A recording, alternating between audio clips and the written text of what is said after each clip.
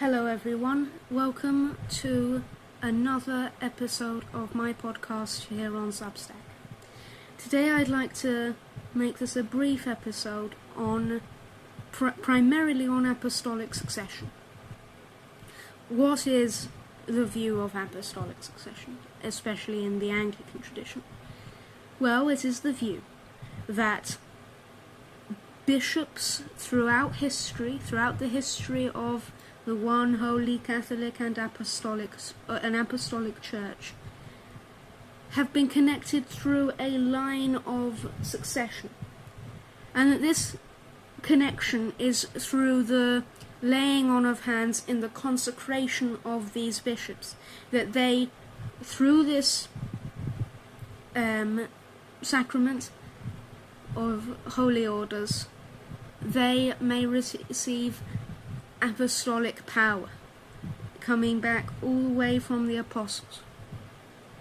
And this power includes the power to ordain priests, because the traditional view, I'm not going to say the Anglican view, because this is the traditional Catholic view. It is not the traditional Roman Catholic view.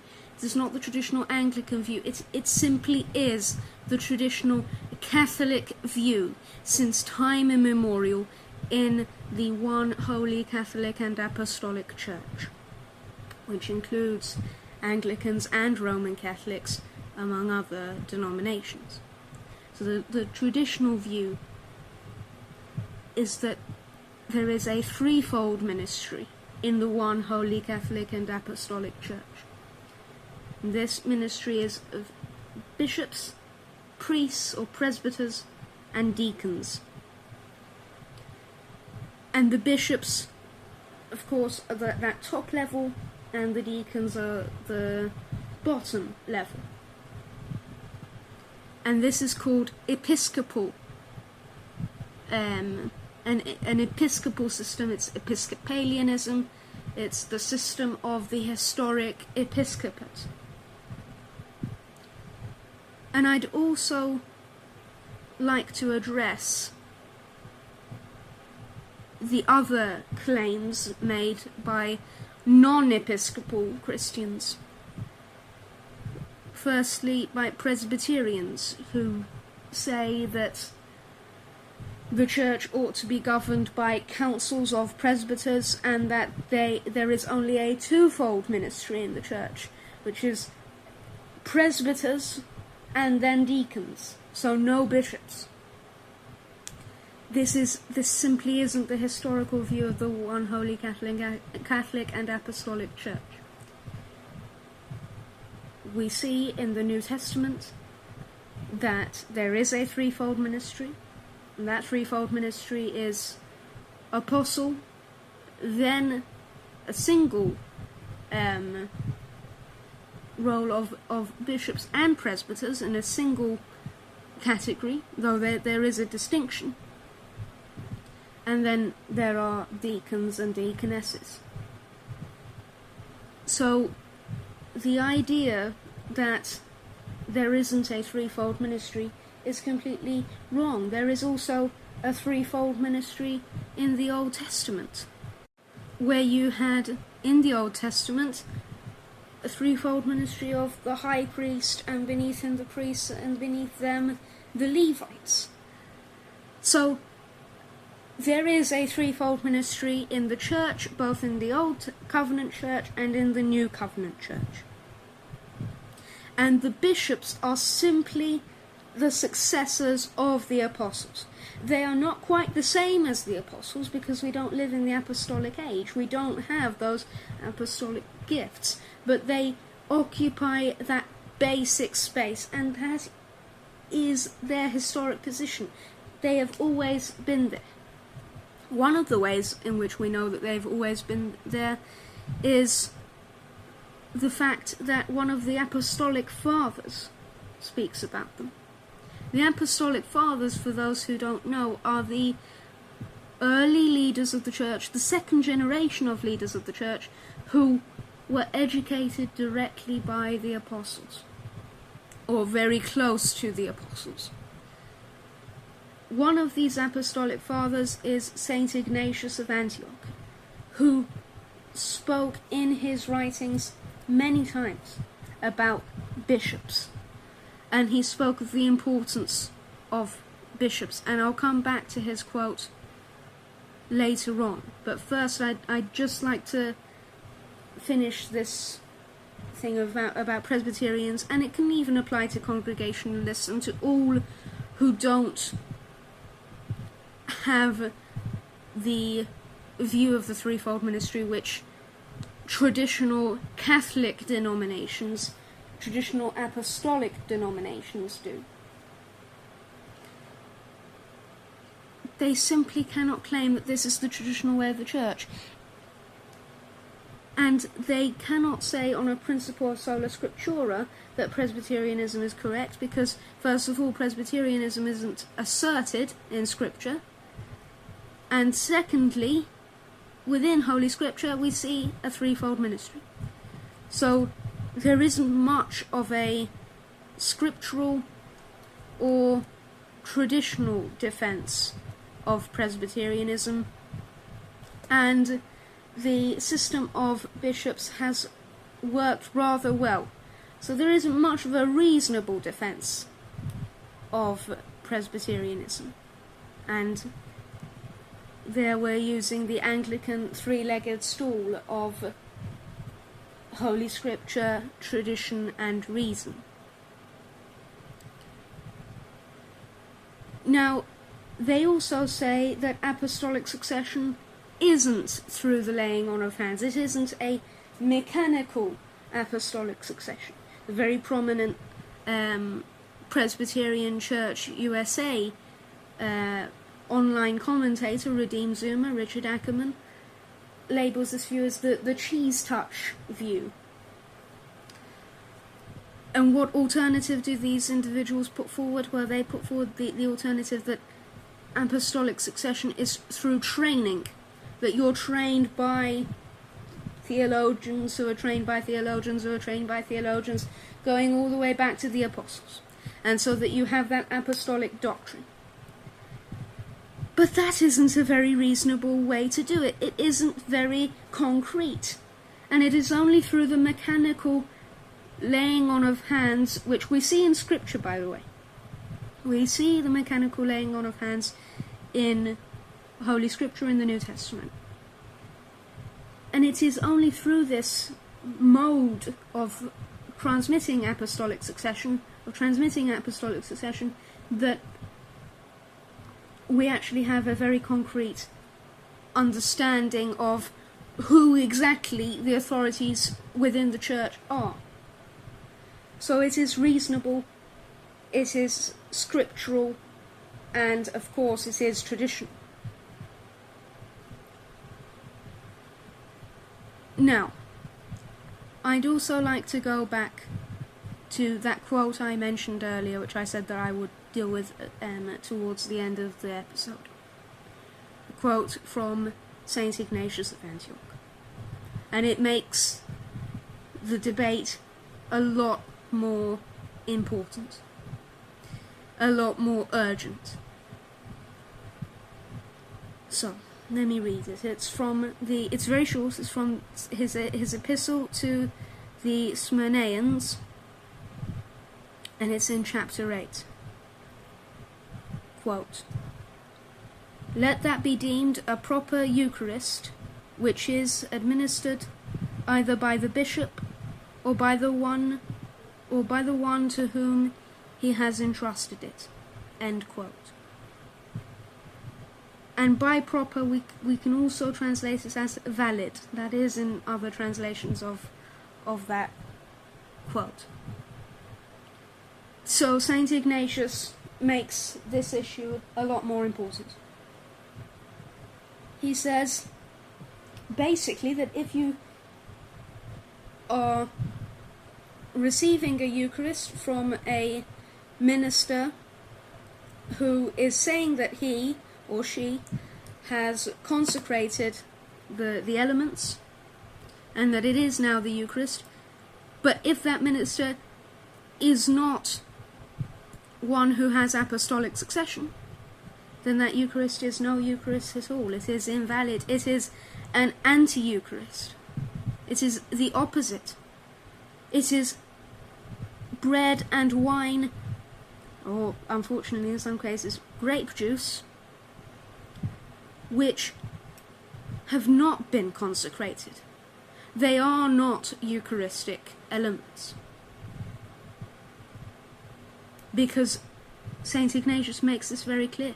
And St. Ignatius was, I think, educated by St. John, or educated by someone who was also educated by St. John.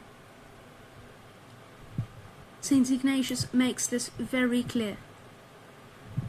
That a Eucharist, that bread and wine are Eucharistic if they are administered either by the bishop or by an individual to whom he has entrusted that administration. So we can observe that there is no Holy Eucharist outside the one Holy Catholic and Apostolic Church. And we can say that because the Church is there to administer the sacraments. It is founded by Christ when he said to St. Peter, "And I say also unto thee, that thou art Peter, and upon this rock I will build my church, and the gates of hell shall not prevail against it. And I will give unto thee the keys of the kingdom, and whatsoever thou shalt bind on earth shall be bound in heaven, and whatsoever thou shalt loose on earth shall be loosed in heaven." He, Jesus Christ, God, founded the Church, the one Holy Catholic and Apostolic Church, on apostolic authority. Who has apostolic authority these days? The bishops. The men, and unfortunately in some cases women, who can trace apostolic succession through the laying on of hands and in some form, going all the way back to the apostles. All the way back to this moment when Christ says, and I'll repeat, when Christ says to St. Peter, "And I say also unto thee, that thou art Peter, and upon this rock I will build my church, and the gates of hell shall not prevail against it. And I will give unto thee the keys of the kingdom of heaven, and whatsoever thou shalt bind on earth shall be bound in heaven, and whatsoever thou shalt loose on earth shall be loosed in heaven." Now I'm repeating it because it is such a crucial passage of Scripture, because it shows us that, as I've said, the one Holy Catholic and Apostolic Church is founded on apostolic authority, and we can infer from tradition, we can observe, not infer, we can observe from tradition, and we can infer from Scripture that the bishops who trace their line, their apostolic succession all the way back to the apostles, all the way back to this moment, are those who still hold that apostolic authority, the apostolic authority given to first to St. Peter and then to all of the other apostles by Jesus Christ. So we can say confidently that there is no Holy Eucharist outside the episcopal structure of the Church. That Presbyterian bodies, that congregational bodies, that evangelical bodies do not have the Eucharist. They may say the words of institution. They may say that they celebrate the Eucharist ritualistically in a very reverent manner, but they have no Eucharist, because their ministers have no authority to administer the Eucharist. Because what sort of authority does one need to administer the Eucharist, one needs apostolic authority. And the bishop has apostolic authority. And we can say, as St. Ignatius of Antioch said, let that be deemed a proper Eucharist, which is administered either by the bishop or by one to whom he has entrusted it. So this is very important. This isn't just about, do you like bishops? Do you think that episcopal government is more efficient? Do you think that Presbyterian government is more efficient? No, this is sacramental. This is about the sacraments. This is about the church which Christ founded, which is the one holy Catholic and Apostolic Church. And I do hold a branch theory view of that church, and I believe that among the particular churches of the one holy Catholic and Apostolic Church are the Anglican Communion, the Roman Catholics, certain Episcopal Lutheran bodies, the Eastern Orthodox, Oriental Orthodox, the Society of St. Pius X, the Assyrian Church of the East, the Iglesia Filipina Independiente, the Martoma churches, and others, which I don't know about, but there are other episcopal bodies in the world which I can't name at the moment. But that is the church that Christ founded. And I'm also a very ecumenical person, a very ecumenical Anglican, a very ecumenical Christian. And my vision for ecumenism is the same as the Chicago-Lambeth Quadrilateral, which was put forward in the Lambeth Conference of 1888 and in the 11th resolution of that conference. And the Chicago-Lambeth Quadrilateral is 4 points on which the reconciled churches should base the new life of the church on. And let me read the resolution. That in the opinion of this conference, the following articles supply a basis on which approach may be, by God's blessing, made towards home reunion. Number 1.